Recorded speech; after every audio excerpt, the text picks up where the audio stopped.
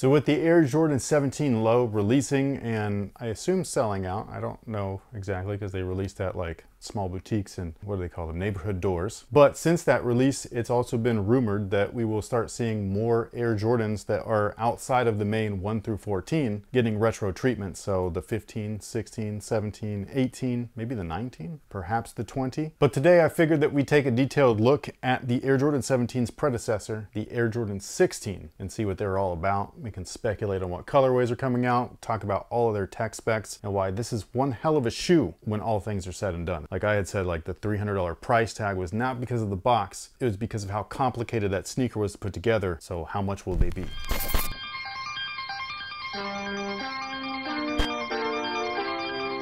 Hey, what's going on guys? My name's Chris. Welcome back to the official WearTesters.com YouTube channel. So if this is the next shoe to release that is of the higher numbered variety, this would be a pretty cool one to start with. The shoe is very interesting, not just the overall look because they came with this gaiter or shroud, so they have this removable piece to them. But the original run, like guess how many original colorways of this shoe there were? 5. No, 2. So this is one of them. I believe this was the first one to release, if my memory serves me correct. The other one that released was actually these guys right here. So this is the other original colorway, the black and reds. From there were 2 others, but they were technically a different version of the shoe. So instead of getting a low top Air Jordan 16, which we did eventually, they actually released a couple of plus versions. So this is one of them, the Cherry Woods. The other one was the Ginger. I really hope that these release specifically. They've never gotten a retro. So this guy right here is a retro. It's from 2018. This is an original, obviously. No, don't like that. This is an original too. These I thought were just a much better looking shoe, like from that toe down view. Even though they still feature the same squared toe, that weird patent cut part is gone and it looks just way better. They were also lighter materials, more breathable, all that stuff. So it was a really cool kind of like upgrade from the original 2 runs. And then we actually had a couple of low tops, one of which we actually did a review on recently, not super recently, but fairly recently. And I believe that the lows dropped in 2 colorways as well. I could be wrong about this one, but I'm pretty sure that it was just the all blacks and then the white and reds. But the shoes themselves originally released in this face box. So if these were to retro and get a super high price tag, would they come in something like this? Or would they come in another briefcase style thing that's unnecessary and doesn't stack well with any of your other things and really hard to store? Looks cool, but not very practical. I'm hoping that we do see a return of the face box. Some people don't like it, but I do. I think it's like a vibe. You had to have been there. And then when you look at the shoebox itself, when you open it up, look at that, instructions. And that's how you know that you got something pretty legit right there, is when that comes with instructions, they're not playing. So just in case you wanted to up close look, it was all about that gaiter. So they were telling you like how to put it on, and it was really cool, at least at the time. And some people would wear their shoes just like this with the gaiter. Some people would wear it without. So in case you wanted a side by side of what that looked like, there you go. And then some people were so swaggy that they would take these gaiters and they would reverse them. Whoa!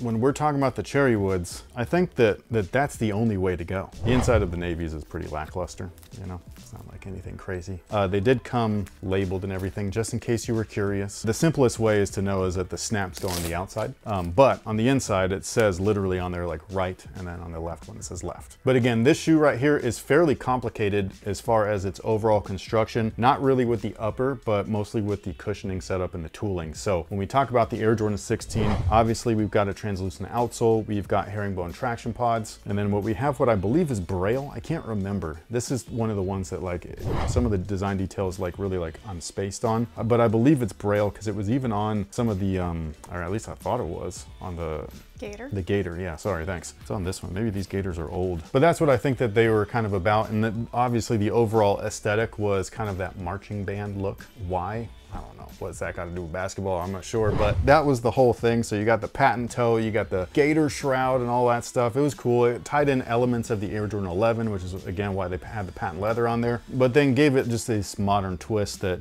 even at the time, I'll say, like was really weird and like wild. Is it today? I don't know. But the cushioning is the main thing that I think is like where the cost is going to come from if they retro something like this. I'm really curious if they do get retroed, what the price will be, because these guys do have their original price tags on there. So $160 for the plus, you know, $159.99, so same price, you know what I mean, for the regular version. So that was the original retail of the shoe. What are they going to be today? Like $250? I don't know. So this is what the tooling looks like by itself, and I really like this. This is so fun. So this is the upper.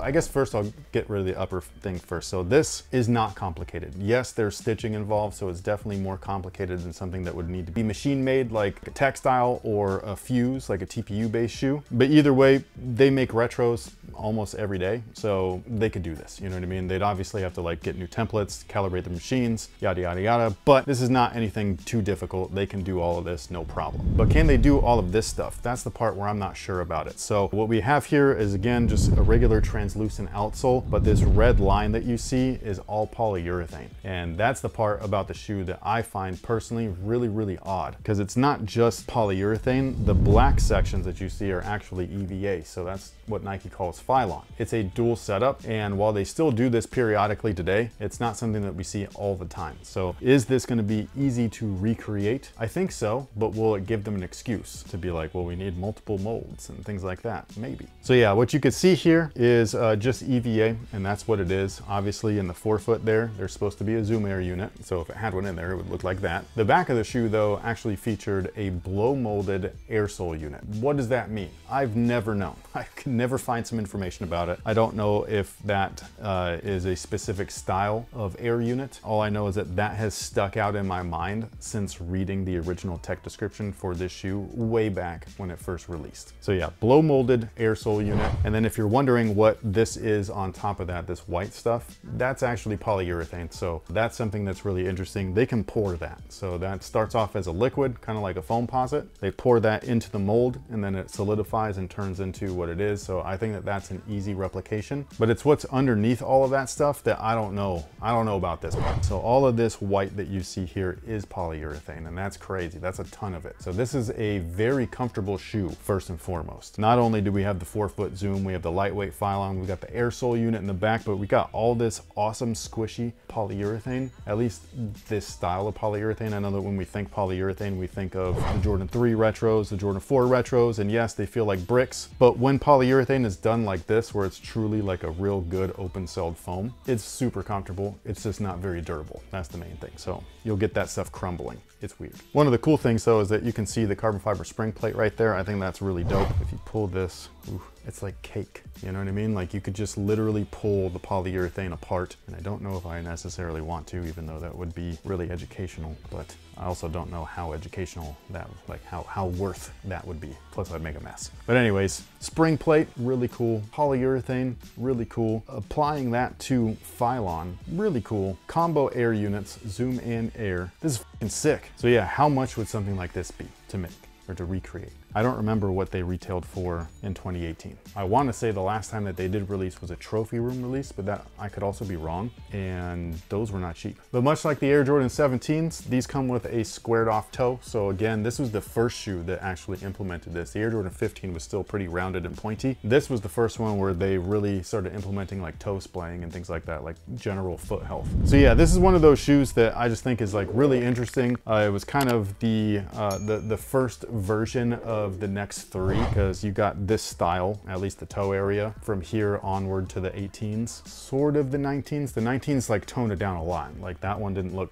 nearly as squared as this, but it was still a fairly wide base shoe. And yeah, and I'm just curious, like, what do you guys think? Are they gonna release the 16s next? Are they gonna go back further? Are they gonna release the 15s? Should they? Or do you want them to stick with the same basic ass retros year in and year out? I think that this is needed. Give us some of this stuff. This is part of your legacy too. Don't ignore it. But with all that being said, do we happen to have time for a question of the day? What is your favorite condiment? And before you answer, I just found out, because I was nervous that the one that I was gonna choose wasn't considered a condiment. There is 176 different condiments. Like besides mayo, ketchup, and mustard?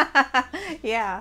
I found out that they consider salsa a condiment. Ooh, really? Sour cream a condiment. Basically anything that Those you are would... not toppings? I guess. Or is a condiment a topping? Because I mean, if you think about it, like relish. As a condiment or a topping? It's a condiment, I guess. But it's made out of food. I don't know. Salsa, hummus, all of these things, they're condiments. Are they sure? According to Google. Anyways, I'll throw mine in first. Honey mustard. any of the filet sauces, especially the main Chick-fil-A one, even though they're very bad for you. Honey mustard's good, but like, it depends. Like, I'm not gonna put that on my sandwich. I'll put yellow mustard on my sandwich. I need that tang, you know what I mean? That zip, but not like Miracle Whip. Miracle Whip, that's so gross. It tastes like it's rancid. And I'm sorry if you love that stuff. I know that it has their people. That should be a question. Are you a Whole Foods or are you a Miracle Whip? That should just be the question. Like, do you f with Miracle Whip or not? And also, sound off below and let us know what you think about the Air Jordan 16. Do you think that this is going to be too complicated for a retail price that's reasonable? I don't know. I'd like to know. I definitely would. Also, if they did release, are you down? And if not these, then what? Like, what is the other Jordans past Air Jordan 14 that you'd like to see? Let us know. Thank you guys so much for watching. Thanks for checking us out. We hope that you learned some things and saw some things that were cool. We appreciate you guys hanging out with us. We will catch you on the next one. So until then, y'all have a good one.